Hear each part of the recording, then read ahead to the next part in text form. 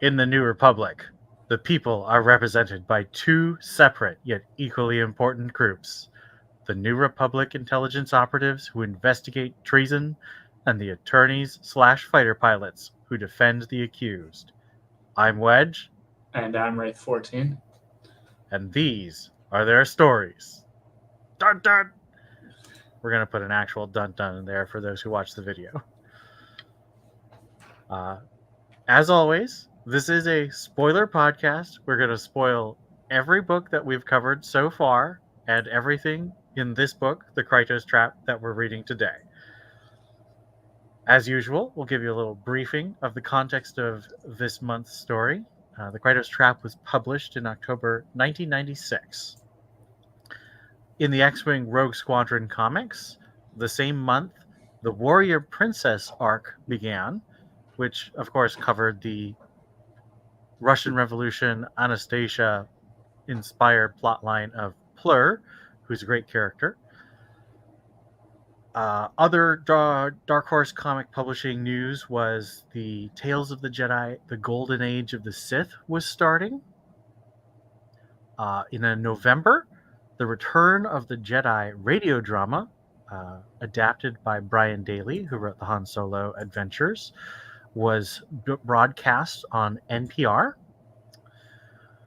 In Bantam Publishing news, Tyrant's Test was finishing up in December, along with The New Rebellion and Tales of the Bounty Hunters. So as I've mentioned before, this felt like a very scattershot era of Bantam Publishing. They weren't going in a chronological line, and no one was really pushing the timeline forward after the Corellian trilogy in 1995 pushed it out to 18 years after the Battle of Yavin.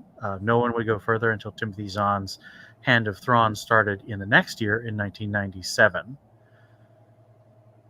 In the meantime, we had Rogue Squadron going back before the Thrawn trilogy and before Courtship of Princess Leia, and you had the Black Fleet Crisis going between the Crystal Star and the Corellian trilogy, also the New Rebellion, which is right after the Black Fleet Crisis. And Tales of the Bounty Hunters, of course, was the Empire Strikes Back Tales collection. So we were all over the map in terms of the timeline of what was being published at the time. Plus, of course, Golden Age of the Sith being 4 or 10,000 years before the Battle of Yavin. Just not a lot of coherency if you were reading in publication order.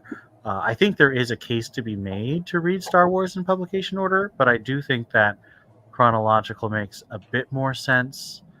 Although my personal recommendation is read all the books that sound most interesting to you, and then look at the characters and ideas and authors you find most interesting, and then read all of their stuff, and then keep going from there, rather than trying to read from the beginning to the end, because I think you'll just get so burnt out if you just spend so much time reading the Old Republic tie-in novels and Tom Veitch Old Republic comics. Even though Tales of the Jedi Redemption is brilliant, most of them are not brilliant. In universe, not much has changed. This, of course, is after the New Republic has conquered Coruscant, and they're settling in, trying to deal with the Krytos virus, the betrayal of Corran Horn by, they think, Tycho Selchu, and the splintering of the Empire into many warlord factions now that Isan Isard has disappeared. Let us begin our mission report, or the summary of the book. Wedge Antilles is not having a good day or a good year. He gives a very bitter speech at Corran Horn's memorial, then clashes with Borsk Phalia trying to get Tycho Selchu's charge of murder and treason dropped. When he takes his case for Tycho's innocence to the Provisional Council, they listen but dismiss his claim. Leia convinces him not to quit Starfighter Command in protest, so that instead Wedge can help steal Bacta from Warlord Zinj's space station in the system of Yogg-Dual. This battle, by the way, is what forms the original paperback cover of the classic three-legged space station with the towers and the X-Wings fighting the interceptors in front of it. A very cool cover. As per usual, all the covers for X-Wing are very cool. Before their mission, Wedge and Noir Ven, rogue pilot and lawyer, meet with Tycho in prison to plan his defense. At the mission briefing, Wedge talks to Asir Salar, the newest rogue, a Bothan who is now dating Gavin Darklighter, asking her not to hurt Gavin. She promises not to. Then Noir Ven is running Tycho's defense in the military tribunal as best he can, but it starts off poorly with the prosecution led by the Alderaanian prosecutor and intelligence officer Hala Ediek, surprising him with her tactics. Ayala Waziri is working as an NRI investigator for Ediek, and her husband Direk becomes interested in the trial, talking to Tycho and becoming convinced of his innocence. Her own testimony throws Corrin's report that Tycho had met with Curtin Lore into doubt, which is one of Noira's first minor victories. However, Wedge's testimony goes horribly wrong, and Direk comforts him and helps him deal with his ongoing emotional distress about Corrin, Tycho, and all the past rogues who have died. Ayala tries to track down the Duros captain, and Whistler and Emtray show her evidence that Tycho helping the rogues take Coruscant was earlier than Izard had intended, because the Krytos virus wasn't as deadly as expected, indicating that he wasn't her spy. Kirtan Lure, head of the Palpatine Counterinsurgency Front, aka a bunch of terrorists, made up completely of intelligence and special forces troops, blows up Corrin's memorial and commits other acts of terrorism in Krytos-stricken Coruscant. He also manipulates the Bacta black market to make the New Republic situation worse and give himself more money and power. Fleary Voru, who has maneuvered himself into being appointed by the Provisional Council as Coruscant underworld constabulary with his Black Sun gang members, takes over Kirtan's operation to make himself look good and hinder the New Republic while appearing to help it. Gavin Darklighter and Asir Salar are volunteering to help victims of the Krytos virus, which at this point doesn't affect humans or Bothans. Finding a Gamorrean who had locked his family out of their home to keep them safe as he died in a rather long process from Krytos. Later, they go to after that, they go to a Bothan party where Gavin gets slapped and challenged. Bothan relative of General Laren Crefay, leader of the horrifically failed Borleus mission of the first book. He demonstrates his maturity in refusing to be baited into more of a fight. I think he actually gets outright challenged to a duel at this point and says no, he won't fight. Corrin Horn goes through a series of drug and starfighter simulation procedures attempting to get him to shoot at New Republic's ships. He refuses after internal struggle, and Nisan Isard orders a full chemical interrogation in her Lusankia prison and brainwashing facility. These interrogations lead to terrifying and gory visions of Corrin's father's death and Isard's frustration. She has him thrown into a rock-breaking make-work facility where he meets fellow rebels Jan and Erlor, as well as Imperial General Dericote, former master of Borleus and creator of the Krytos virus.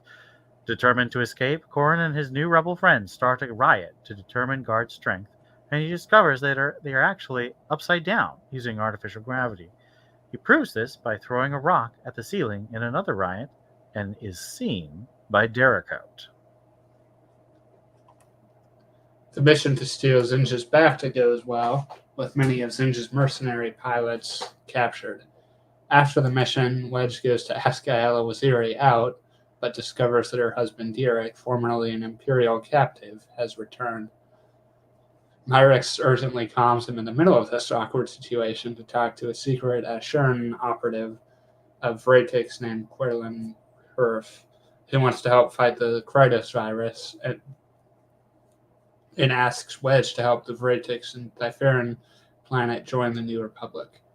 Quellern works with General Kraken, who meets with the Provisional Council, As a result, the Council orders the rogues on a diplomatic mission to Ryloth to obtain Roquor, a rare medical ingredient that could be used to fight the Krytos virus. Myrix accompanies them on this trip, and Wedge comforts her in her grief after losing Corin, after she had decided to date him in the last book. Wedge meets with old acquaintances from Battleground Tatooine, then impresses the warrior leader, Taudira, obtaining the Roquor needed. Wedge is then sent to escort a convoy from Typhera full of Bacta from Arisi's family from the Alderaanian graveyard, but Warlord Zinj destroys it before they arrive. They in turn destroy the ships he leaves behind, but the convoy is lost, as is Myrix. Kirtan tries to free himself of both Isard and Voru's control by killing Rogue Squadron and stealing the Bacta convoy at the Alderaanian graveyard. But Warlord Zinj destroys his pilots, leaving Lure exposed as a double-crosser. He desperately contacts Nawara Ven and promises to clear Tycho and expose the terrorists on Coruscant to the NRI for 1,000,000 credits and freedom. Nawara destroys the NRI financial analyst on the stand, showing that the tens of millions of credits the Imperials had paid to Tycho doesn't make any sense. However, after Nawara mounts a brilliant defense and gets public opinion shifted onto Tycho's side, the revelation from Curtin Lore throws everything into disarray. Ayla escorts Lore to the courthouse, but Direk, revealed as a brainwashed agent from Isard's Lusankya, kills Lore, forcing Ayla to kill her own husband. He'd also shot Nawara Ven in the process. Oh, yeah.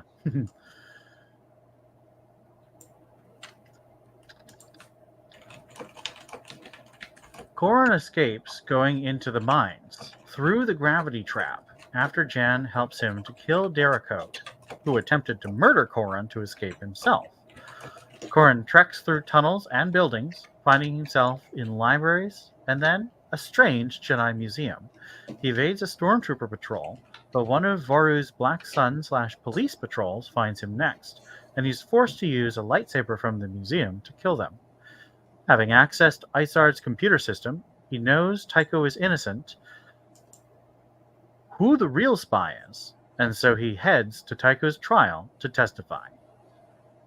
With Nawara flying injured. No, he's not flying. Nawara's actually just shot at this point. Okay, he's just, sorry. With Nawara injured and not able to attend the trial, Tycho is about ready to take the stand himself, despite Hala Ediak warning him not to.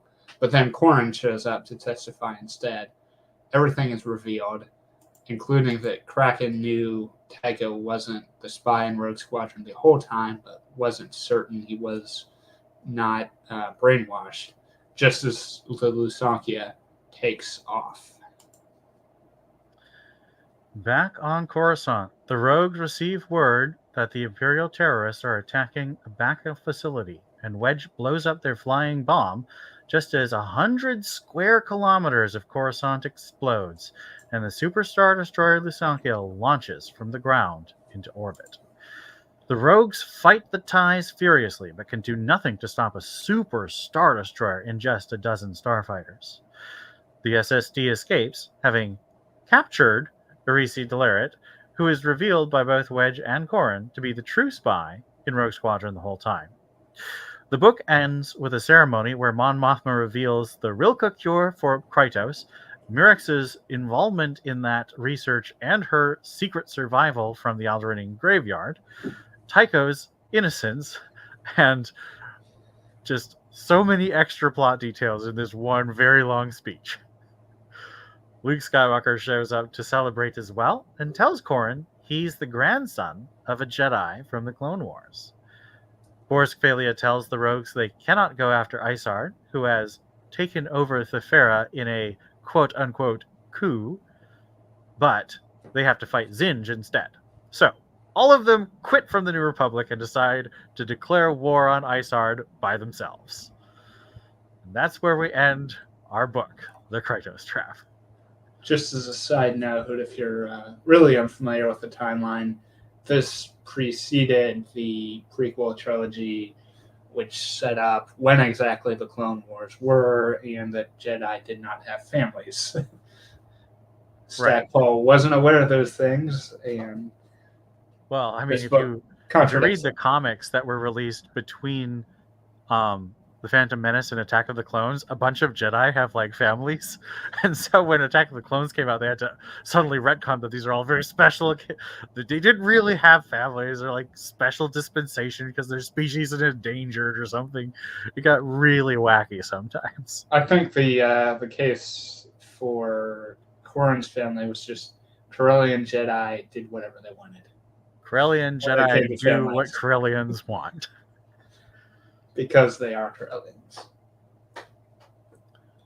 So, interestingly, both of us actually listened to the audiobook this time. I found actually it helped me a lot because it forced me to slow down. I don't listen on extra speed, so I was just listening at normal speed, and it slowed me down and it made me realize a lot of nuances that are often revealed in sentences instead of scenes. So I think that did make me appreciate the book a lot more than I have in the past. I've said a lot of times, I don't know about on the podcast, but I've said a lot of times that Krytos Trap is my least favorite of the original 4 Rogue Squadron novels. And I honestly think that's still the case. But just like with Wedge's Gamble, I enjoyed it. I had a lot of fun this time through, and I appreciate what Stackpole was doing. What was your experience like with the audiobook this time? So, yeah, I read it listened to the audiobook by getting it from the library. So it was the first time hearing it.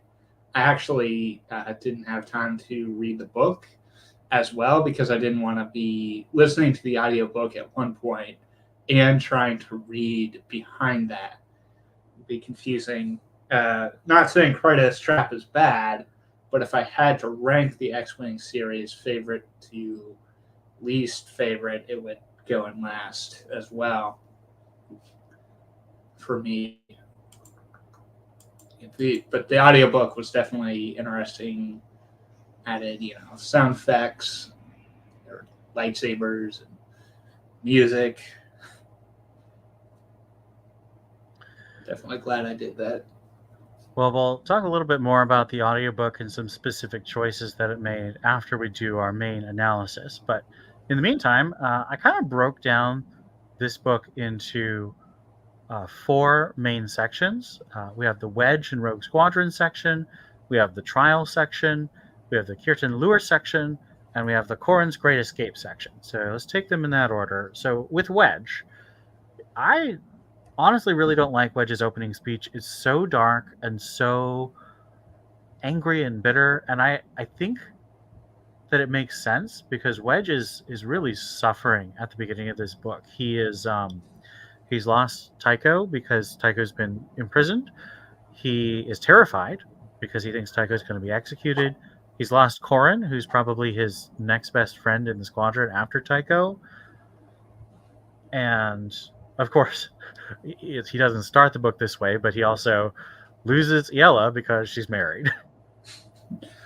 Yeah, not that he ever really had her, which is, we'll talk about that more in a bit, but it's, yeah, so Tycho is on trial, would get the death penalty for treason, and it's mentioned that this is a military case, and there is no appellate system set up in the military courts yet. So whatever the verdict is in this, it's final. And if Tycho loses, which is expected at the beginning, he will die. So Boris flat out tells him, don't try and push to get the trial dismissed out of hand. Push for leniency at sentencing when that comes up.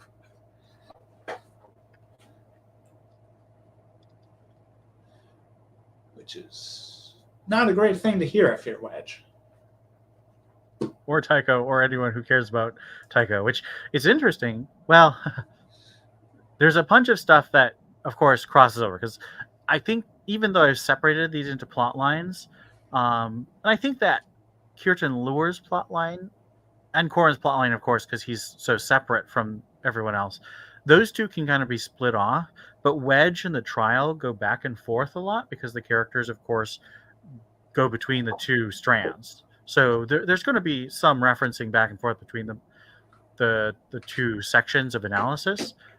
But I have a lot to say, of course, about the trial and Tycho and his relationships with Wedge and Nawara and the other rogues.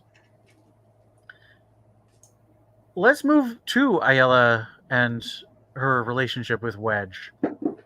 Honestly, so I was about 10, maybe 11 when I read this book the first time, and obviously a few months younger when I read Wedge's Gamble, and I didn't even really get the romance with Corrin and Arisi.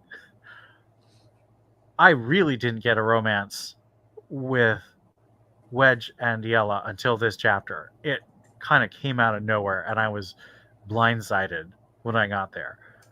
Do you think that Stackpole wanted us to read Wedge and Ayella's scenes together in Wedge's Gamble romantically, or how did you feel about that?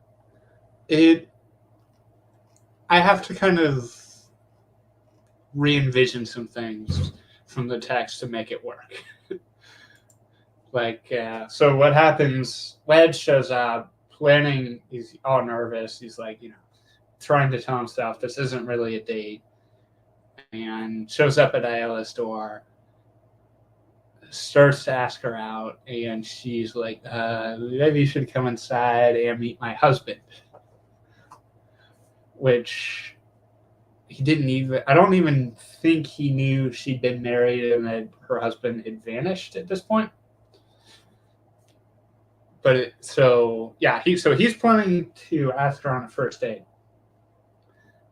Finds out she's actually married, her husband just came back, and launches into this long-winded speech to Derek, who we should note, if you are listening to this and somehow haven't read the books, is at least a couple decades older than Ayala. Yeah, in Wedge's Gamble, Corrin says that Derek is at least 20 years older than Ayala. And so we're assuming Ayala's about Wedge's age, so she's about 28, 29 in this book, which makes Derek about 50, maybe older. And there's a lot of attention paid to the fact that he's rather frail given his time in captivity, having worsened his age. But Wedge launches into this whole speech about, nothing happened between us. Ayala, I'm sure, is faithful to you, but also someone I could have envisioned myself growing old with. And I'm like, Wedge, you're literally about to ask her on the first date. Hitting the cart ahead of the horse there for a bit. But given everything, and this is where I try to make it make sense, given everything that's going on, he's just had one friend die, another friend is on trial, and he's seeing how that's affecting Winter, who's been in kind of a long-distance relationship with Tycho, strained by the fact that he'd been under suspicion. It kind of makes sense that he would be thinking about a relationship in non-specific to one person terms, and what could have been, he's not been able to have any relationships because DD came first. So under the circumstances, I can kind of see why he would be thinking that, but him imagining that with Ayala herself is a bit of a stretch. It's such a weird and awkward scene for me, and I think that we are supposed to have kind of an awkward comedy vibe from it, but I also think that it doesn't work because we know that Stackpole was writing this back into 1992 and 1993 when Kevin J. Anderson was writing the Jedi Academy trilogy, and they were at a convention, and Kevin J. Anderson said, "I've created the love of Wedge Antilles' life in Quizurks," and Michael A. Stackpole was like, "Crap, gotta write Diala out of this story." And I think that you can sort of see that difficulty. I'm curious to see. I would be very curious to know how far along in the writing process he was, because this does feel really abrupt and awkward. So it would make sense that maybe he had the first two books written, and then um, he he heard that at the conference and he had to rapidly change course for this third book. But I could be completely wrong. Maybe he was only in the planning stages when he heard that in 1992, 1993, and he was able to write it the way he wanted. I just think that if he wrote it the way he wanted, he probably should have gone back and rewritten some of the sections of Wedge's Gamble and made this a little less weird and head dumpy. It Wedge has this weird thing when he finds out that Derek's alive, where he's like he feels his future dying, and it's just like, you've known this lady for like 2 or 3 weeks, and you've never gone on a date or anything, and we never saw you thinking about her at all in Wedge's Gamble. So it's so strange that you're so upset that she's married. That you didn't even know she was married. Yeah, it's awkward in a way I don't think it's meant to be awkward, as well as awkward in a sort of comedic or tragicomic way that I do think was intentional. So it's a complicated scene, and Mirex just calls in the middle of it. Want to get away? I do think that Stacky was like, I'm giving Wedge an out. He's got to go to meet a secret terrorist.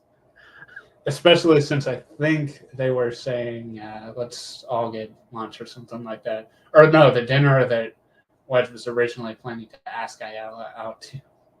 Yep. So let's move to another romance, that of Gavin and Asir. So they open up with the scene in the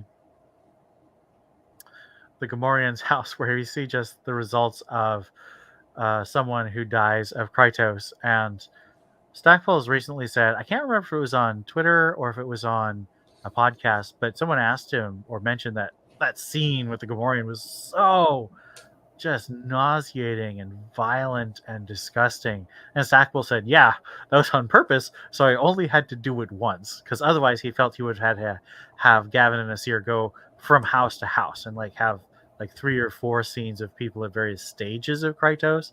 And I think I understand his impulse to say, we're just going to do the worst case scenario. And that shows how bad Krytos is. What do you think about that? Yeah, better to get it all over with in one go. And it kind of, Nawara Ven would object to me saying humanizes, but it adds some selflessness to a Gamorrean character who, they're usually outside of X-Wing depicted as like pig-faced brutes. Yeah, I like that. That was kind of a moving story. It's tragic in how the Gamorrean saved his family and saved the entire neighborhood from the Krytos virus by condemning himself to death. So that was cool. I liked, I mean, not cool. I didn't enjoy it, but it moved me emotionally. I thought it was nicely done. That also twisted the knife that apparently there'd been some disagreement between him and his wife that made her move out for a bit, and then she comes back and he's locked them out because he's dying of this very virulent disease. Yeah, very, just so tragic. We also, through Gavin and Asir's relationship, get a lot of peeks into Bothan culture. How did you think that the party scene and the various scenes between Borsk and Asir went? Do you think that they fleshed out Bothan culture in an interesting way? Oh, in a way that doesn't really make me like Bothans, if that counts as interesting. It's funny because Asir is really who I think of when I think of Bothans, because as I said, I read this series before I read the Thrawn trilogy.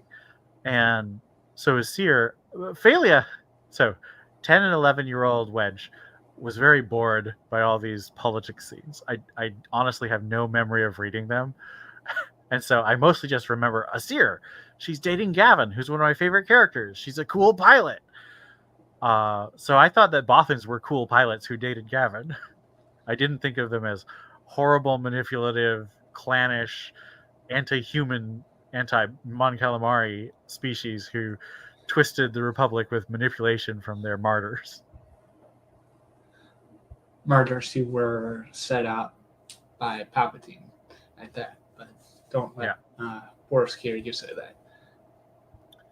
There's also an interesting bit on the purpose of Gavin's storyline where Wedge thinks Myrex has died, and Gavin, who's like an 18-year-old at this point. Is he 18? I thought it was only 17 at this point. If not even younger, goes to Wedge and says, like, if you need somebody to talk to, with Tycho in prison on trial and Quarren dead, and now Myrex is dead, and you helped me after Jane died, so I want to return the favor.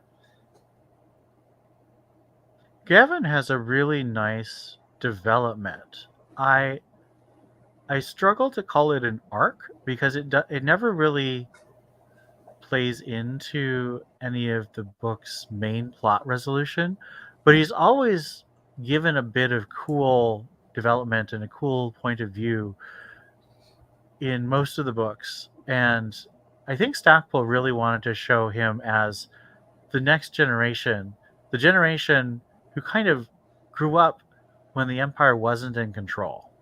Because Gavin would only have been like 12 when Endor happened, I think. And he would have been, 8 when Yavin happened. So he technically grew up under the Empire, but on Tatooine that wouldn't mean as much. And so when he joined the New Republic was on the rise. And so he was the next generation who came to adulthood in the New Republic, whereas almost all the other rogue pilots were adults during the Empire. Yeah. Do you feel that Gavin and Asir's plotline goes anywhere? And this is kind of asking a question based on our future knowledge of Bacta War, Isard's Revenge, and then the Dark Tide series, which was also by Mike Stackpole. But Gavin, spoiler alert, is a major character in all these books. But do you feel that this relationship and this plotline goes anywhere? Yeah, I think so. Interesting. Because I feel like it's kind of a dead end. I like it, but I don't know. I feel like maybe Stackpole wanted to write another book about the Bothans. Like, I get this sense that he really wanted to dig into Bothan culture as a main setting, and he never got a chance to. Yeah, there's more I could say, but best we can't go too far for a later podcast. I would say, though, that there's still very supporting roles in this book. They get some point of view, and they're very fun scenes, but I don't think they really add to this book per se. I would say their first scene where they show the effects of the Krytos virus is really the only main plot-related thread that they deal with. There is one where Borsk tries to get Asir to write a report. Basically, does that actually affect anything? Well, no, but it gives her some development where Borsk tries to get Asir to write a report blaming human leadership of the squadron for stuff like the Bacta convoy that Myrex was in that got destroyed. And instead of just doing it for him, she goes to Wedge about it, and this kind of follows up on their earlier conversation where he told her, in addition to don't hurt Gavin, there may be a time where you have to choose between being a Bothan and a rogue.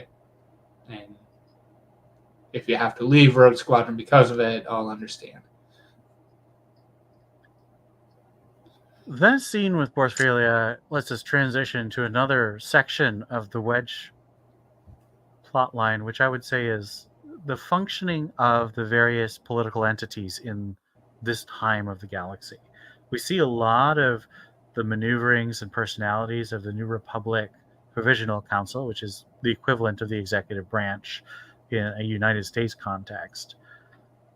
How do you feel about the way that Stackpole presents the New Republic government functioning in their structure? Well, it's interesting because if they're the executive branch, there are no other branches.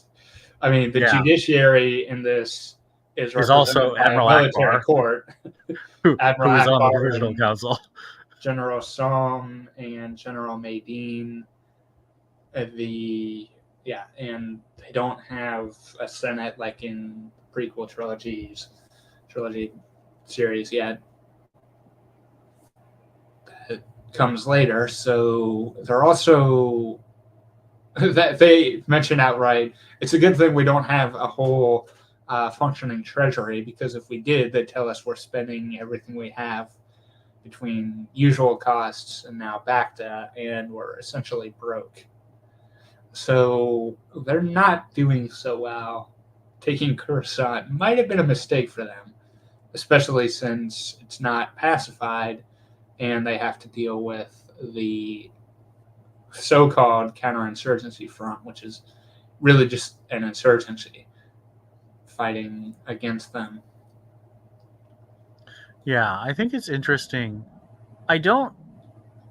So this is some spoilers for the Mandalorian season 3. I don't like the way that Mandalorian season 3 shows how Coruscant basically just said, "Okay, we're the New Republic now," and nothing really changed. But to some extent, that is what happens here. The New Republic does destroy the military installations that protect Coruscant and install their own fleet and their own military personnel. But they explicitly say that all the bureaucrats and functionaries and all the people who made Coruscant run stayed in place because the New Republic didn't have the bureaucratic core to import from any other planet. They didn't have enough people to run a planet of just trillions and trillions and trillions of people who exist only to make the government function of the galaxy. And they had to put Voru in charge of the police. Yeah, that's a big oops.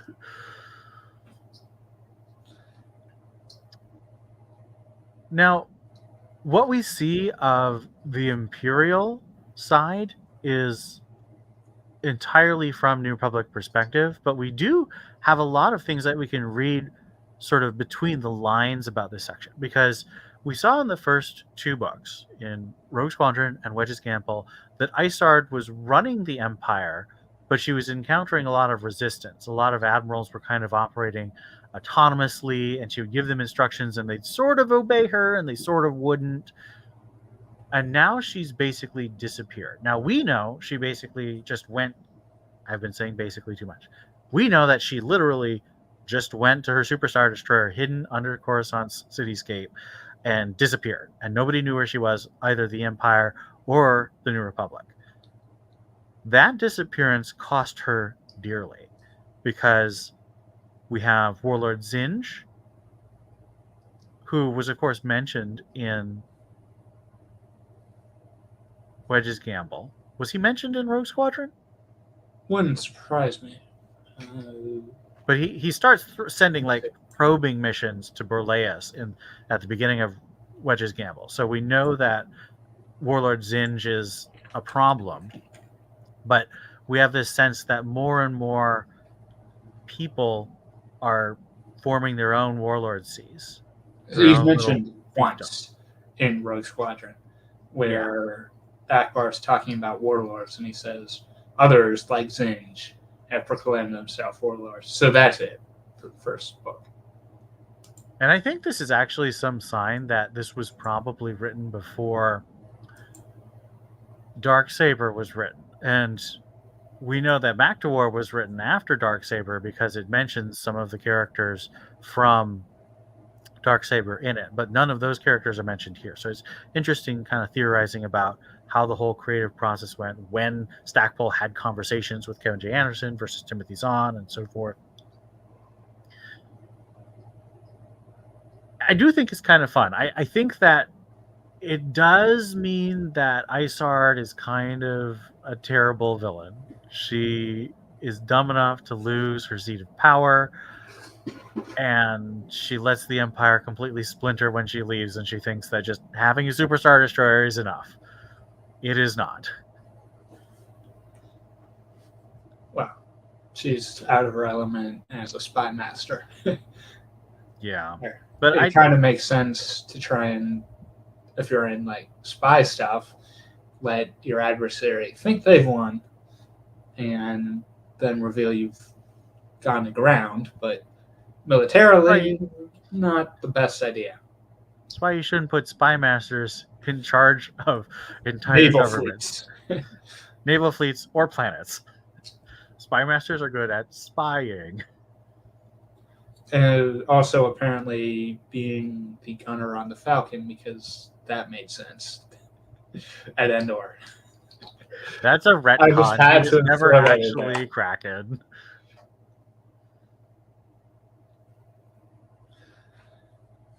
So We do learn a fair amount about Warlord Zinj, even though interestingly, Zinj himself never appears. We never see him saying anything. We never have a scene with him.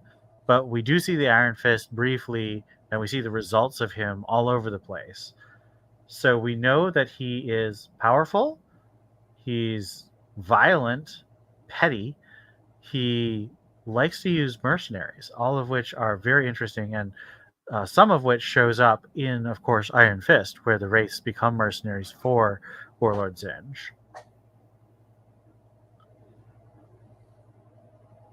Now, let's talk a little bit about this whole Rilka plotline, where we start with Murex bringing this Ashern. So the Ashern are a terrorist group trying to liberate the Farah from the Bacta cartel, the Zukra and Zoltan families. Arisi calls them terrorists. They might still be. Let's be fair. Let's be fair. They did poison Bacta. Okay, that is a terrorist action. So I think it's important because Claren in this first scene says, we did poison Bacta, but we determined that that was a wrong action. We will never do that again. That goes against our ethics. It destroys what we care most about, which is Bacta, and it destroys Bacta's reliability and people's belief in it. So we will never do that again. But that was clearly a terrorist action.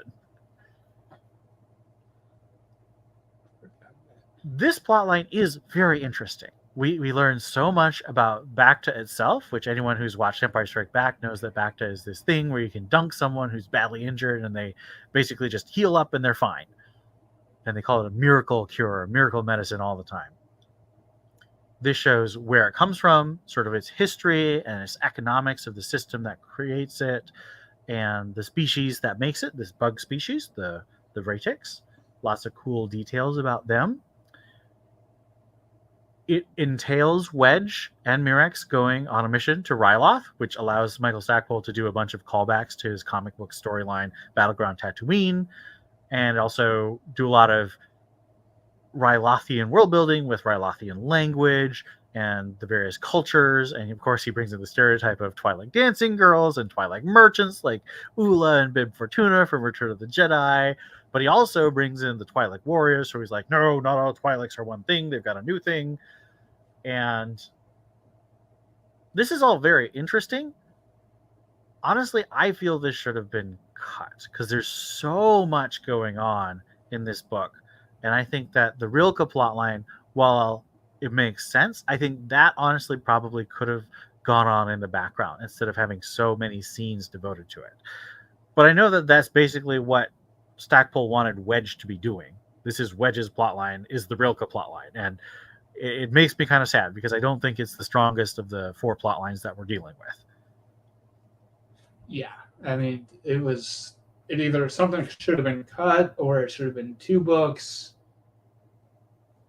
which would have affected Bacta War, so I don't like that either. But there's a lot going on in Krytos Trap to the point so much gets hard to follow, and that's part of why I ranked it last. And so much is wrapped up in big, long speeches and big, long expositional chunks. So he's not able... He does a good job of weaving things together. So things are happening at the same time, and there's this real sense of complexity. But he's not able to resolve them dramatically. He has to resort to narrative cheating of just saying, and this happened off screen, and so it's all good now. Just a lot of that happens at the end of this book, which I think is one of the reasons I find it so unsatisfying.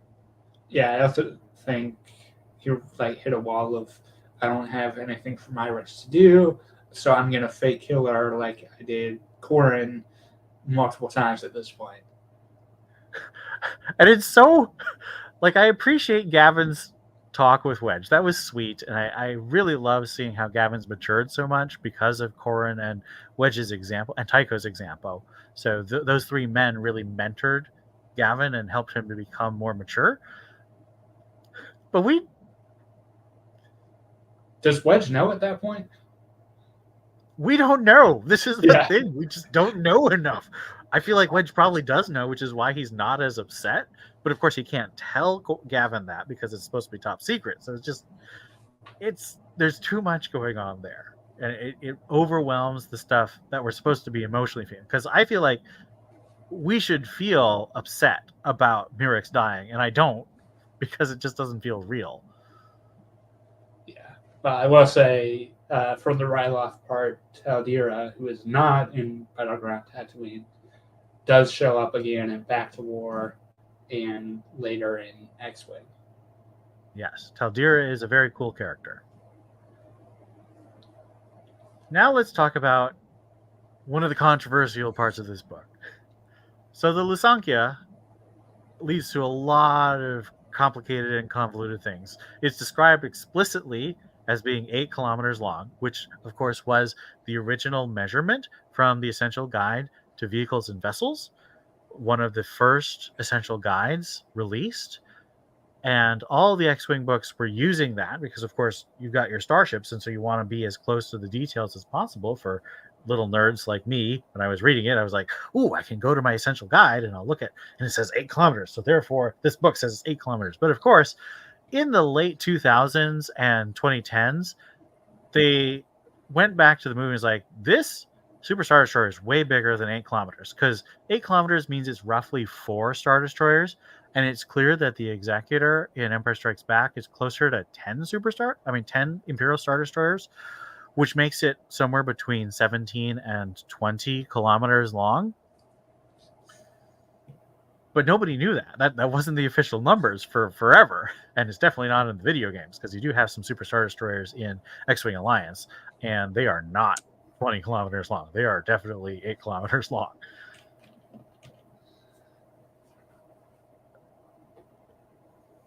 I don't like doing this, but I headcanon sometimes that these are a different class of the Executor class. And the Executor was like the first in class, and so it was really big because it was made for Darth Vader. And other Super Star Destroyers were 8 kilometers because they're less expensive and still ridiculously huge and destroying. I'm not saying that this is actually the case, but I think it does make sense. What do you think about that little headcanon retcon?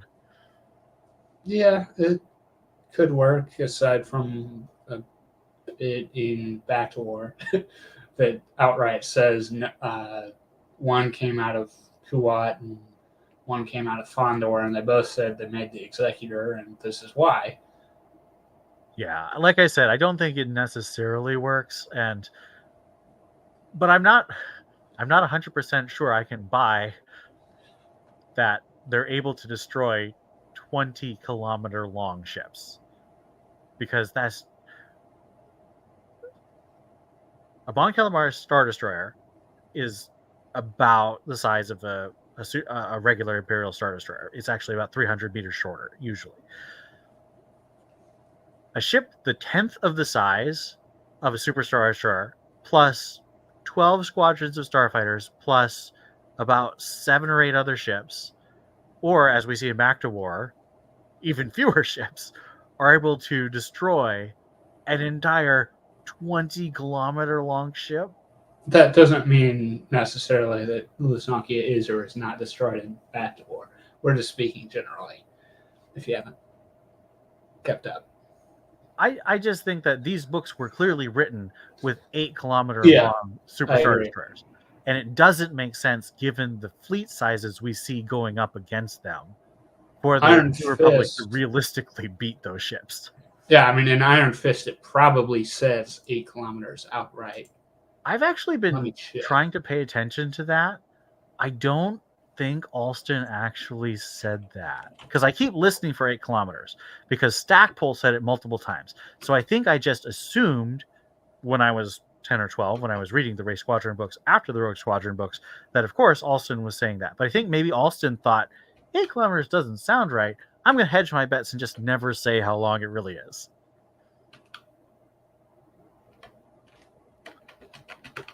Now, let's talk a little bit about some more size things. I got you. Iron Fist, about half, maybe close to 2/3 of the way through. It says the 8-kilometer long capital ship stayed sturdily in one piece. Fell into the trap. In chapter 11. Very end of that. Now, another thing I have theorized is maybe... I don't know if Alston ever says how big the Mon Ramonda is. So if we theorize that the Mon Ramonda is closer to 4 kilometers long, maybe we can buy it. There's no evidence whatsoever that Mon Ramonda is that big, but a lot of people have theorized that Home 1 was actually 3 to 4 kilometers long because it's a really big ship in the shots we see in Return of the Jedi. Even though the Mon Calamari cruisers are always said to be 1.2 kilometers long, it would make some sense for the flagships to be bigger. Again, this is such a deep rabbit hole, and I don't know how many people have turned off the podcast at this point, but I love ship discussions and trying to figure things out, and these little details have always bothered me a bit because it is clear that the Mon Calamari cruisers are not intended to be less than 1/10 the size of a Superstar Destroyer in these books. If you think that was a deep rabbit hole, wait for what we have next. Yes, so let's talk a little bit about other sizes. So this book says that the Lusankya devastates 100 square miles of Coruscant when it launches. Give us some comparisons here, Wraith. Well, so that's actually a comparison itself. According to the Wikipedia, it's 259 square kilometers, which helpfully is 100 square miles. When I converted that, and that would be about the size of Sacramento or Milwaukee or Lincoln, Nebraska, is just gone. And because of how compact people living are on Coruscant compared to real life, it accounts for millions of people. They're not sure how many. Yeah, it's truly horrific. And unfortunately, or fortunately, depending on how you feel about this, one of the most popular late 2000s, early 2010s Star Wars writers, Jason Fry, who wrote the much beloved Essential Guide to Warfare. When I say much beloved, I mean by other people. I hate it. He has said in various blogs and interviews that he thinks that the Lusankya flying up out of the belly of Coruscant is goofy and silly. Let's talk about this. How do you feel about describing the Lusankya blasting its way out of Coruscant as goofy and silly? Did it strike you that way? No, it works for me. It the interesting thing is... shoot. Whatever I was quoting from Wikipedia is wrong. It says in the book itself over 100 square kilometers, so I don't know how that became 259. So forget what we were just saying about Sacramento and Milwaukee and Lincoln, Nebraska, because they're off the hook. 100 square kilometers. It's less than 50 square miles. Yeah. It's still ridiculously damaging, though.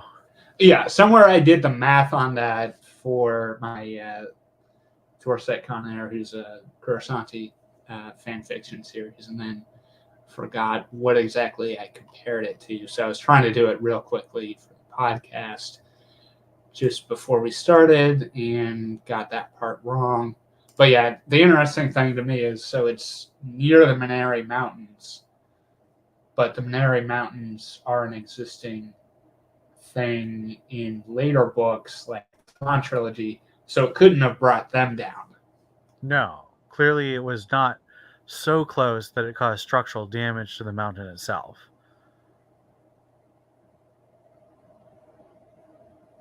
But yeah, it comes out through the cityscape southwest, firing to take out the ground above it, and then the engines would have done a lot of bad stuff too. Yeah, to me, I think it's supposed to evoke images of a dragon, like Smaug in The Hobbit, just coming out of the mountain and laying waste to everything around it with fire and turbolasers and engines. It's just devastating and terrifying, and I think really cool in a really evil way. I do not agree with Jason Fry about most things, but particularly this, I think this is cool and not goofy. I will say there is a fan film called X-Wing, I think, and it stars two members of quote-unquote Wraith Squadron who are not identifiable as any actual Wraiths. They are not Face or Kel or any of those characters. It's a very well done fan film. I really enjoy watching it. However, it has Lusankia coming up out of Coruscant underneath the Jedi Temple or the Senate building and destroying it. But it comes up horizontally. So it just levitates underneath all the city. Instead of in this book, the Lusankia comes up vertically. So that makes a bit more sense to me.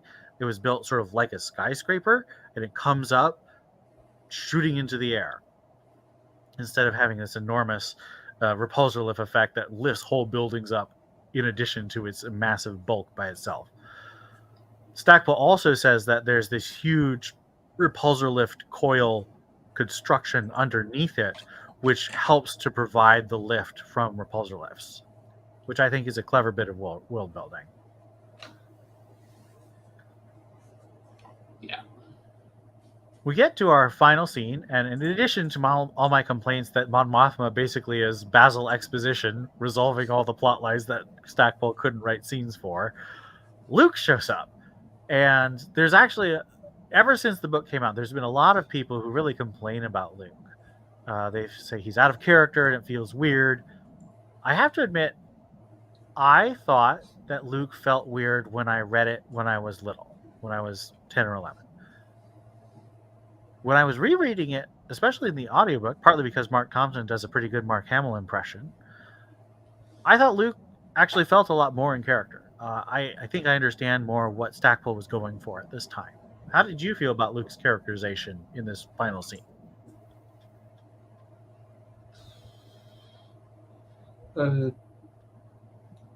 Didn't stand out as much to me. It is kind of interesting. So he's talking about what he's trying to learn about the Jedi and basically going with Stackpole's envisioning of the pre-Clone Wars Jedi and how it relates to Corran, and where his grandfather was one and he never knew. So that part was interesting. I don't know. I'm not as focused on Luke and the Jedi, so it didn't really register as much to me. Yeah, I think it works, honestly. I think upon this reread, I don't really have any complaints. I think it works. I do think, while there's a lot of plot lines, there is a lot of craft. Stackpole is carefully seeding a ton of information that are required for the next book, with, of course, the Ogdul Station, the world building of Thefera and the Ashen Rebels and the Vratic species, and the economy of Thefera in general. The location of the Alderaanian graveyard is a big part of the next book. So this is all good setup.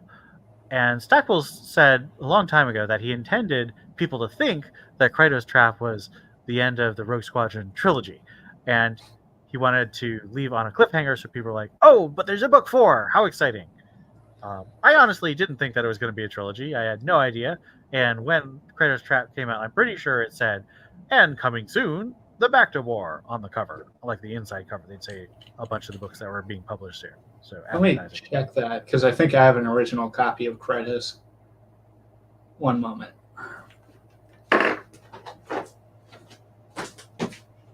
I do not. I only have the Essential Legends, which is very pretty. Has Isard with her two colored eyes, as everyone knows, and a green Imperial symbol. Very virusy looking. And it, of course, has the complete list of Stackpole's X-Wing books. Although, weirdly, it says Wraith-Squadron, Isard's Revenge is after the Bacta War. And it lists 3 different Dark Tide New Jedi Order books instead of the 2 that were actually published. Okay, so mine, maybe it's order. So it says, don't miss these exciting Star Wars titles, and lists the first 3 books. Then it has Bacta War. Oh man, this goes all the way to Adamar. And then at the bottom says, and don't miss the Hand of Thrawn series by Timothy Zahn. So it must There's have no been way that's the printed first down the road. edition, because that was published way before all those other guys.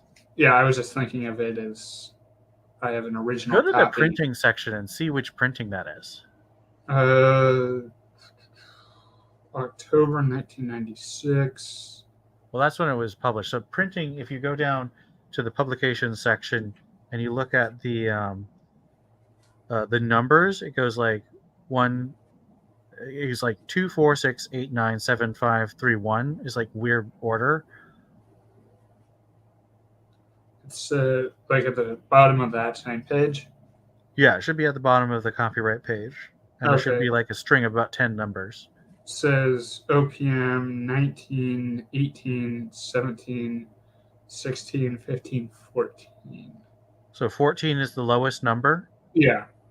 So I think that means that's either the 13th or 14th printing, because they drop off, which would make sense. Which also means that Rogue Squadron was selling quite well to get to a 13th or 14th printing. So that's exciting to me. Wow. And that's a pre-Legends one. That doesn't have the Legends banner on, does it? Oh, no. So the funny thing is, I mentioned Krytos Trap would be my least favorite, and yet that's the one I actually owned when I was reading them as a kid. Yeah, when I was a kid, I got a Barnes & Noble gift card for my birthday, and I bought the Bacta War with it.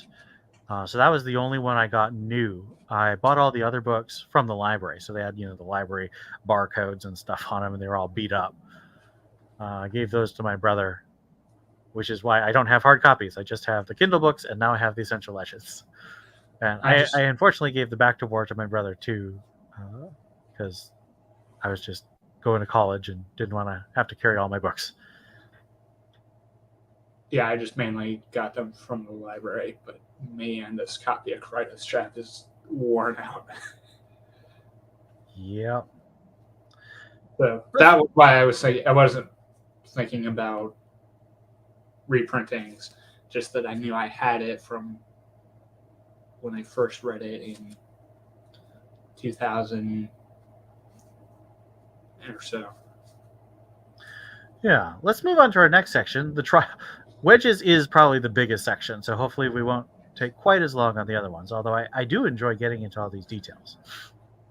Now we have the trial, and I would say the trial is probably the most distinctive part of this book. And as you know from our opening, we definitely have structured this, and we enjoyed the trial and the comparison to Law and Order, which of course was one of the biggest shows in 1996 at the time.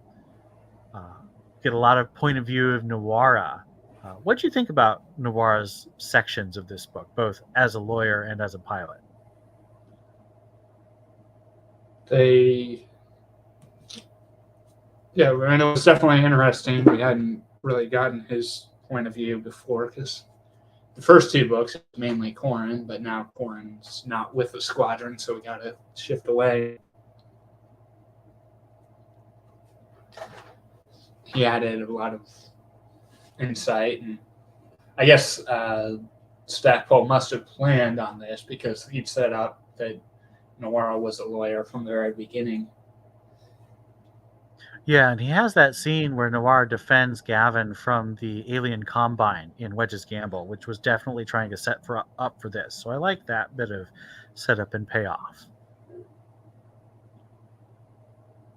I really like Noir in this book. I like the fact that we get a perspective of a Twi'lek in Imperial. So he obviously operated in Imperial space as a lawyer, and he felt the injustice of, and that's definitely supposed to be like a Jim Crow type of reference to second-class citizens and constantly ignored by the dominant population, or discriminated, or even outright oppressed by the dominant population. We also get to see Noir as a pilot, and that's a very interesting scene because Noir is explicitly supposed to be not as good as Corran or Wedge, who are the main characters we've seen flying before. Corran and Wedge are supposed to just be out of this world good pilots. Noir is supposed to be an elite pilot, so really good, but nowhere close to as good as Corran and Wedge. So we see him making mistakes. He doesn't. Whenever we see Wedge and Corran doing stuff, we generally see them hit their target the first time. Noir doesn't do that. Noir doesn't hit his target nearly as frequently, so he just doesn't have that same accuracy. And that's something I found when I was playing X-Wing Alliance. I would start out and just be really terrible at distance, and as I played more, I would start to just have a really good instinctive feel for where to place my shots, so I could hit ties at the max distance of 1 kilometer or just beyond 1 kilometer. So I like the way that Stackpole put in subtle differences. He never is outright showing Noir just sucking. So Noir is a good pilot, but his maneuvers feel slightly less precise. They feel slightly less effective as the maneuvers that we see Corran and Wedge doing. So I thought it was really subtly written, and I don't know how many people might pick that up. I think Noir does think about the fact that he doesn't have the same situational awareness. He's just not able to hold all the different parts of the battle in his head, and so that limits how effective he can be against the various TIE fighters. But I think he also writes the actual actions of the battle in a way that you can kind of tell Noir just isn't quite at that same level. And I like that distinction that is written very thoughtfully. Yeah, if I could get like 20 seconds, I'll just put my copy of Krytos back on the shelf so the books don't flop over. One sec.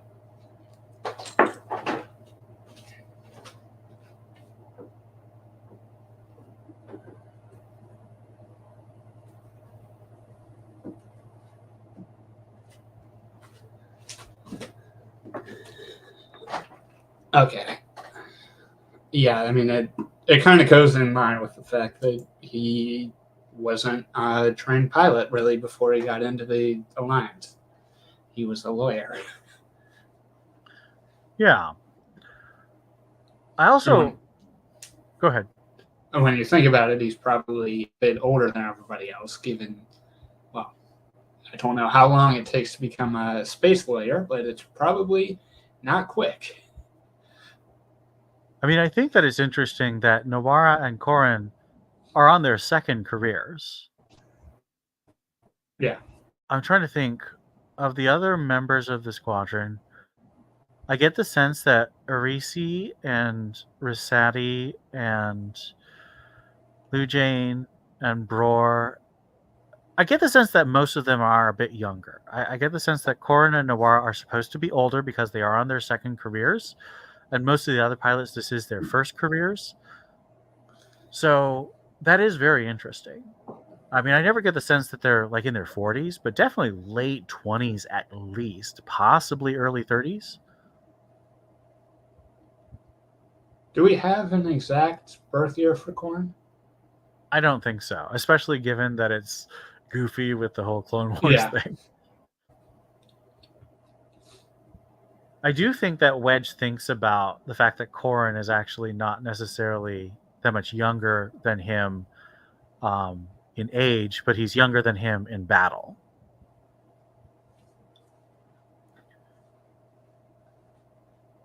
Yeah, and there's a very moving section to me when Noir is fighting in the Alderani graveyard. There's all these little details, like the fact that he has little warmed socks to keep his leku or his braid tails warm. That was a cool little detail. But we also have him remembering back to the Battle of Borleas when he was forced to eject because his fighter was destroyed, and Tycho saved him. in an unarmed shuttle in a hot combat zone, and Nawara thinks someone who is so insane, so dedicated to saving other members of the New Republic, even at the cost of his own life, and someone who's so good at it that he can do it. Nawara just says, "I will never believe that Tycho is an Imperial agent." It's almost like a life debt that Chewie swears to Han. Like, Tycho saved Nawara's life in this incredibly dangerous way at the risk of his own life, and Nawara thinks, this man is one of my closest friends. I will defend him to the hilt. He is innocent. He is a good man, and I found that very moving. I thought it was really cool.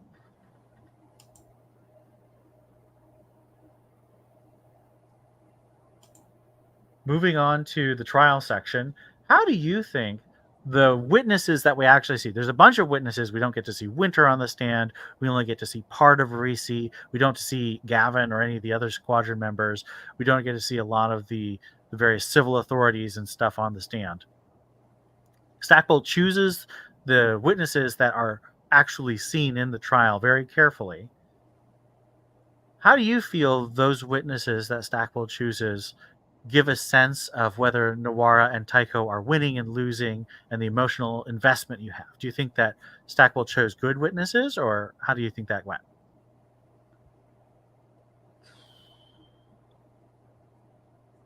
I mean, I think it works for how the case is kind of set up, not in Tycho's favor, where all the evidence says he's guilty, or it either says he's guilty or evidence that could exonerate him is gone. And by evidence, I mean minutia. And the possibility that he was even on at the time. I think it could have been better, more of that in the public opinion side. At the same time, the book was complex enough as it is. Yeah.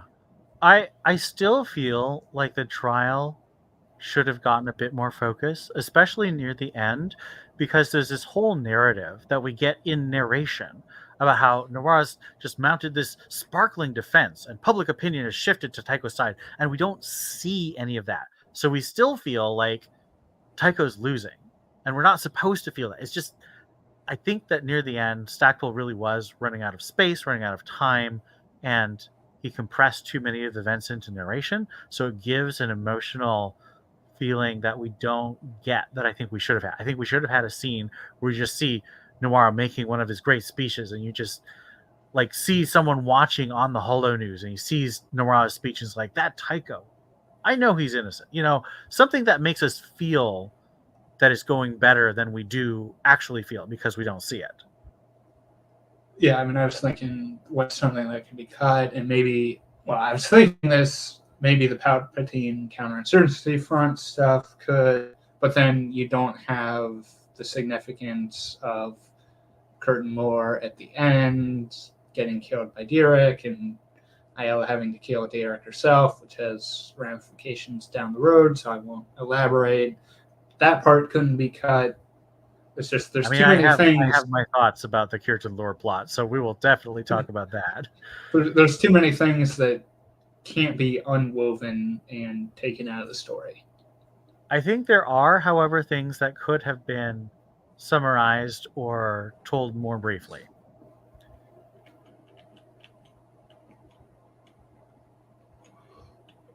Here's an alternate universe question.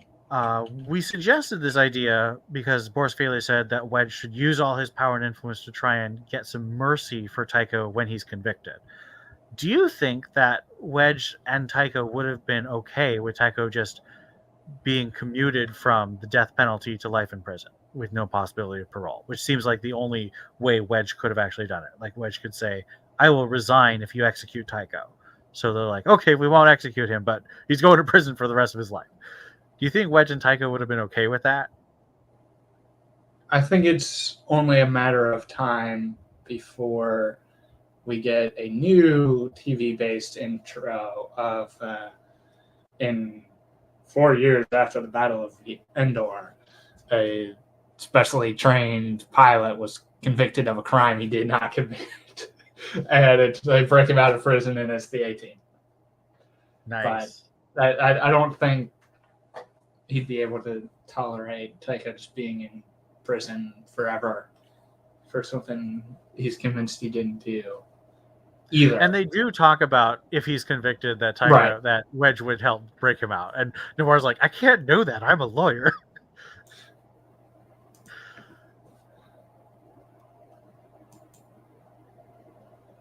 In Ayala's investigation into the Duro pilot Nutka, I actually noticed for the first time, because I actually read Mischance for the first time this last year, Stackpole just references Mischance all over the place, and I didn't know it because I hadn't read it before. And I think it's kind of sad that he had to kill off Nutka, but it's fun if you know Mischance, that Nutka is one of the guys he helps escape from Garki.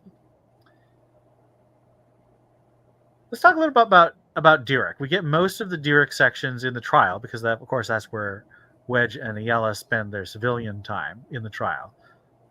What do you think about Dirac as a character? Do you think that we get to know him well enough that his death is tragic, or does he still seem too undeveloped to care?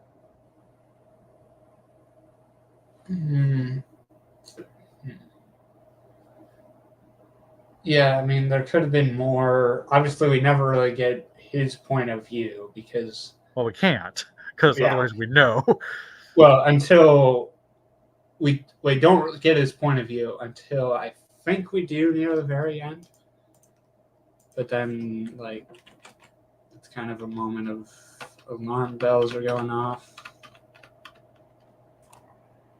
Do we get it? Let me... There is a weird section that I believe is in Voru's point of view, but it's not super clear.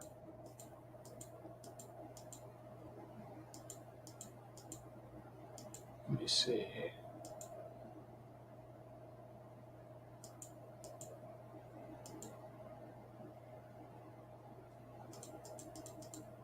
Yeah, no, if I was thinking of something that's too much time to track down. Yeah, there was a section where I think I was thinking it was Dirac's point of view because it felt very weird and suspicious, but I think I figured out that it actually was Voru's point of view. Yeah, that must have been it. I feel like Dirac is a very fun character in potential, but we get so little of him, and as you say, we can't get his point of view because otherwise then we'd know he was a brainwashed agent and he'd be constantly thinking, oh, I must get away from Isard, I can't let her hurt Ayala and all this stuff. It's tricky. He's there in an artificial situation to make sure that Wedge doesn't date Ayala, but I don't know. I feel very sad at the end, but more sad because Ayala is sad than because I'm sad about Dirac himself. We didn't have enough time to really know him. Yeah, and we barely have enough time to know Ayala. Like, she gets no point of view in Wedge's Gamble, and she gets a fair number of point of views here, but it's tricky. Stackpole was very ambitious with this book, and I think that it's maybe a bit too ambitious. I think he wasn't quite able to pull off all the emotional beats that would have made it really satisfying. It's satisfying, but not really satisfying. All right, any other comments about the trial before we move to our next section? Not really. Yeah. Let's talk about Kirtan Lure. I think Kirtan Lure's section is not well done. We never really get names or personalities for any of the troops that Kirtan is commanding. So most of his scenes feel like he's working with a bunch of faceless drones, and that's not interesting to me. How do you feel about the scenes with Kirtan Lure, and especially when he's interacting with his special operations people? It's weird, especially after his kind of disgust at what he was seeing Krytos do, that now he is kind of megalomaniac, talking to the hawkbats and telling them to eat their fill, which are like vultures, essentially, of, go down and eat the bodies of the dead from the explosion I just caused. And it gets weird. But he's also someone the New Republic is going to cut a deal with at the end.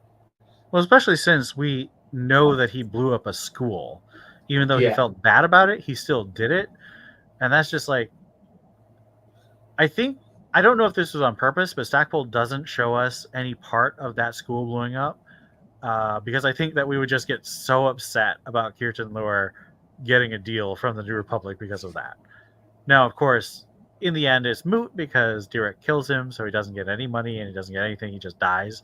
And that's justice, but I think it's awkwardly handled in this. Yeah, I get the feeling Kraken, might have made the deal in secret and let him think he's going to get his money, and then thank you for the information. These men will escort you out now. And now we're not letting you off the hook. Or, I mean, they could just go, the movie Munich, where they send a Black Ops team to wipe him out. Yeah. I don't think he's getting away with it. I don't think he should. I mean, someone who literally murders children and worked on the team that developed the Krytos virus, he's done some horrifically evil things, and he never seems to feel bad about it at all. He feels a little bad about blowing up the school, but definitely doesn't feel bad about the Krytos virus. Not anymore. All those aliens are subhuman. It doesn't matter. Oh, he's so bad, and I'm honestly very glad he's dead.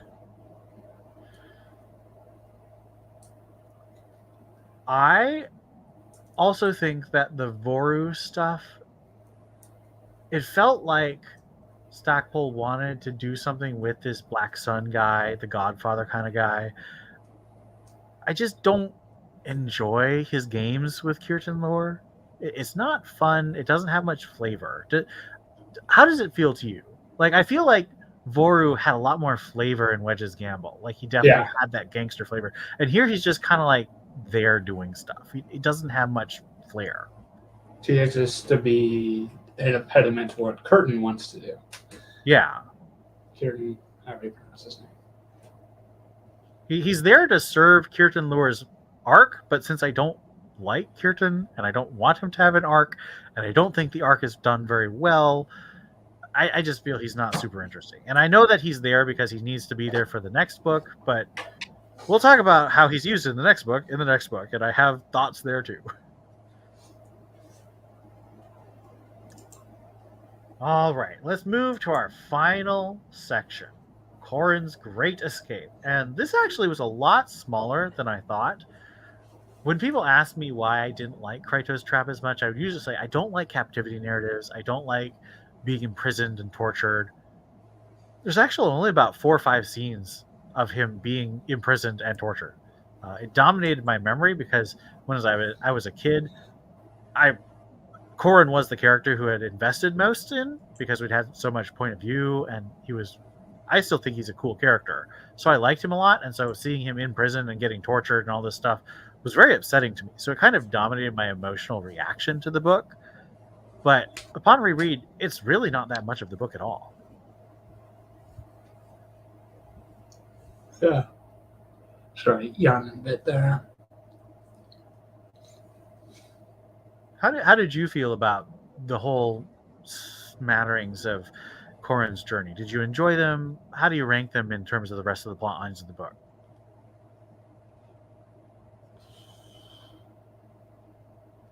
Thinking about that.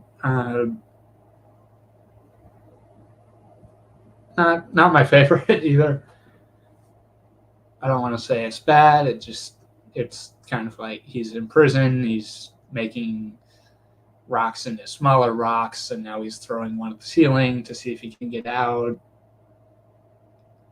The stuff with Jan Dodana and the old history of the rogues, or maybe I shouldn't tell you anymore. That is probably the most interesting part.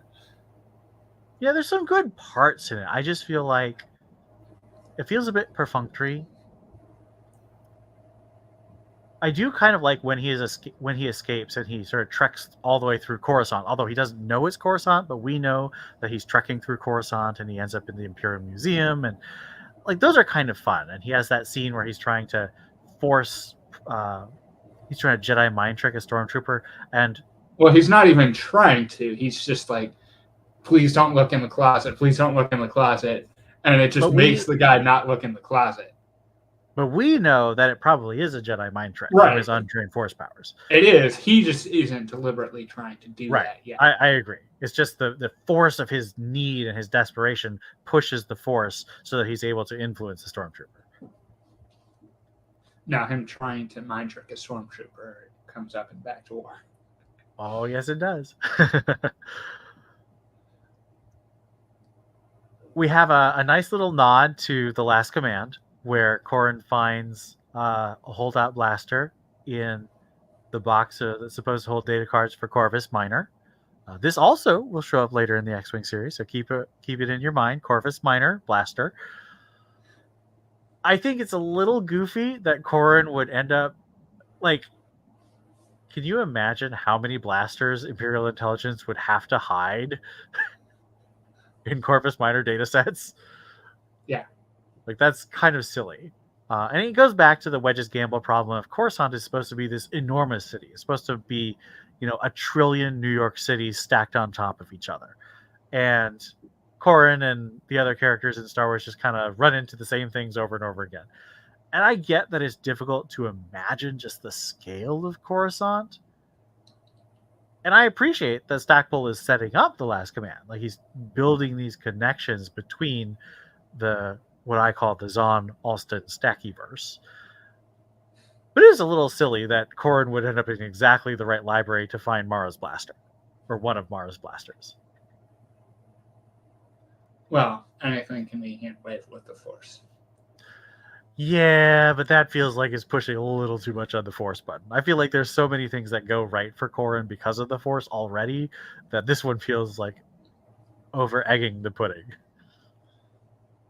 Now, let's talk about the traitor plot. So Corran accesses the Lysankia's databases before he leaves, and he finds out that he is resistant to brainwashing, and he also finds out that Tycho is resistant to brainwashing, and that is the evidence that allows Tycho to go free. Now, this feels a little coincidental. Now, it makes some sense that Corran, in an unsecured area of the Lysankia, would be able to access the data, and he would be able to find it. But it feels like that's the only way to clear someone from being under suspicion of brainwashing, and so Stackpole made sure to have that happen. It feels a little too convenient to me. How does it feel to you? I mean, at least they lampshade it with kind of questioning Corran about the reliability of that information. And are you sure Izar didn't mean for you to just find it and it's not true? And him pointing out, well, if it was a trap, it would have been a trap for Dericote, not me.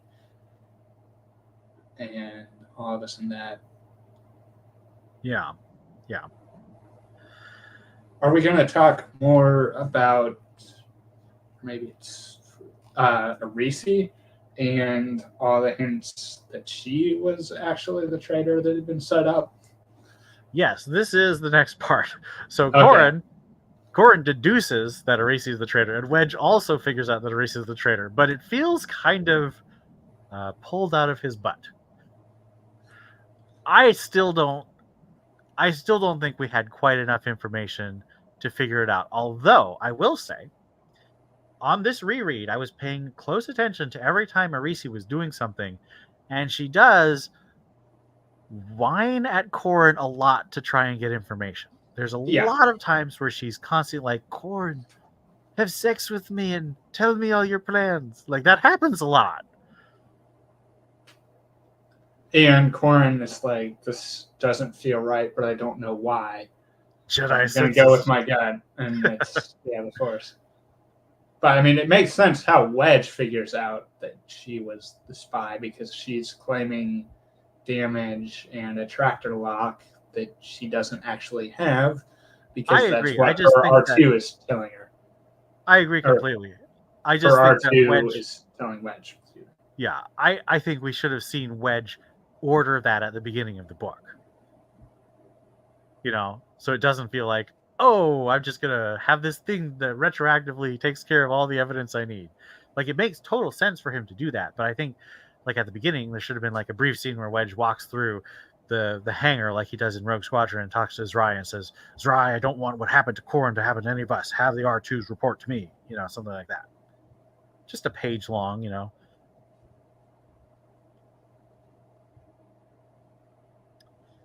It does make sense why we never see Arise's point of view, because, of course, that would immediately reveal that she's the traitor. And we couldn't have Tycho for the same reason, because then we would know Tycho's not the traitor. So, although I think maybe you could have done something where it's like Tycho just doesn't remember his time in Lusankya because he was catatonic. So he could be like, am I a traitor? I don't remember. I can't be a traitor. I've never done anything treasonous. And like that, but I think that would have gotten old after about 2 scenes. So I think it's probably right that Stackpole didn't show those point of view, but it does mean that Arise feels very shallowly drawn, sketchy as a character, just not very deep or complex. Yeah. Compared to, and since we've already read Iron Fist, compared to Lara Notzel, who's kind of in a very similar situation of originally intending to be a spy in Wraith Squadron for Zinj, and we see her thought process and we see why she thinks what she does, we see her values. Lara is such a rich character, and Arise just isn't. Arise doesn't have that kind of depth, and I don't think we're supposed to care about her, but it feels kind of cheap to me.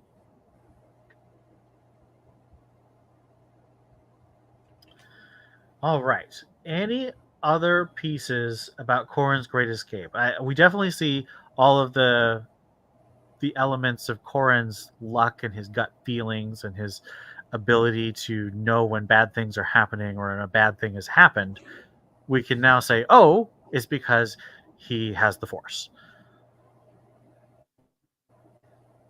Yep. I mean, it even mentions, even when he was in Corsac, he'd get these gut feelings, and his father told him to go with them. And because his father, of course, was trained as a Jedi as a child and teen, that makes a lot of sense too. Okay, so let's talk a little bit of overall thoughts. Do you feel that the Krytos Trap has like a main point or a main thematic preoccupation that it's trying to convey?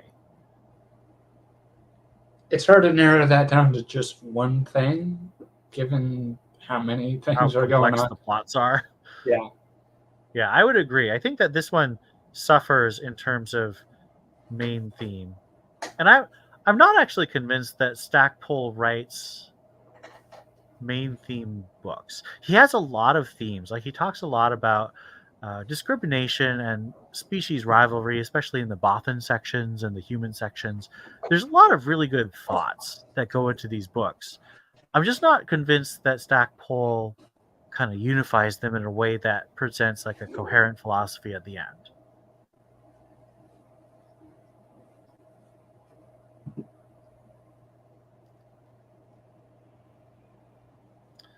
Let's take a brief detour into audiobook accent choices. So you had a comment about some of these accents as you were listening. Yeah, and this was the first one I'd heard of the Stackpole books, although I am listening to the Bacta War one now. So I hadn't heard Aaron Kraken or Pash Kraken's voice, and it sounded very much like Baelish in Littlefinger, or Baelish, aka Littlefinger, in Game of Thrones to me. Yeah, and Aidan Quinn, of course, is an Irish actor, so that would be probably his natural accent. I noticed, at least this is my belief, and maybe if I have a chance to talk to Marc Thompson about it when I see him at Comic-Con this fall, I think that his Jan Dodonna is supposed to be a Jimmy Stewart impression. Now, Wraith, I think you said it sounded like Sean Connery to me, to you. I think that his Sean Connery is supposed to be more his, what's his name? General Bell Iblis. I think he's going for more of a Connery impression. Well, Bell Iblis was like drawn like Connery outright too. But right. Well, it's not like full Connery. It kind of reminded me of that, but it's not like exaggerated. Yeah, he's not slurring his words all the time. I just feel like, especially since I watched the great 1938 movie Vivacious Lady with Jimmy Stewart and Ginger Rogers recently, I had Jimmy Stewart on the mind, and the way he had Jan talk just felt very much like that kind of back of the throat kind of southern polite guy that Jimmy Stewart had in spades. And you had another comment about some of the audio choices. Yeah, how he voices oral, and I wrote Verpine by Matt Fratrix, like with insectile clicking noises, which I think influenced him to make one of the A-Wing pilots. I think he misinterpreted something in the text and made one of the A-Wing pilots in Wraith Squadron sound like an insect. Yeah, I think you're right. So we'll see how that goes in Solo Command in November. Does Tatengo Noor have lines in Solo Command? I know he has a scene, but I don't think he says anything, does he? He does. He says at least one thing, and he has thoughts.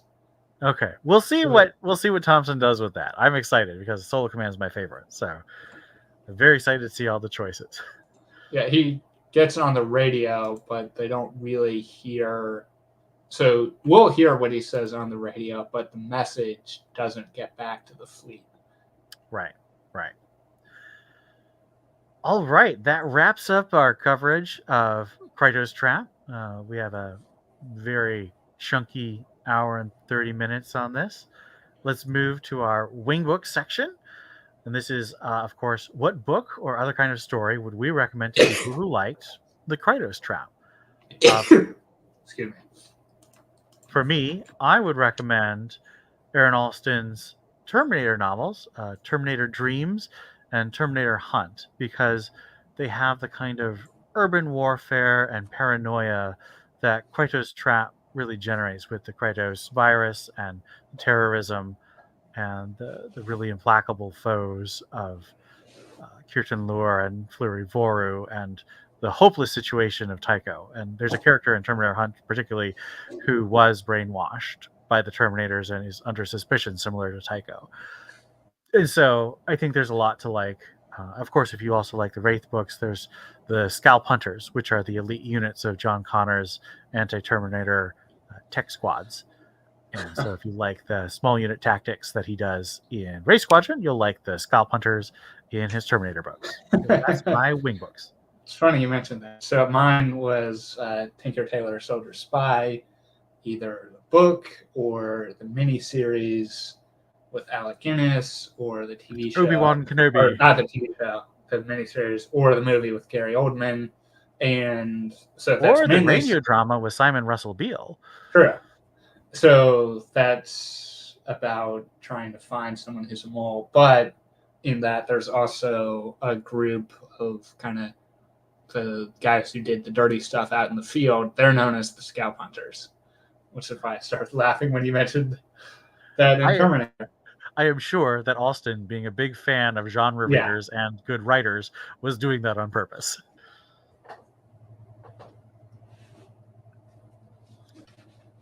So there you have it, 2 wing books.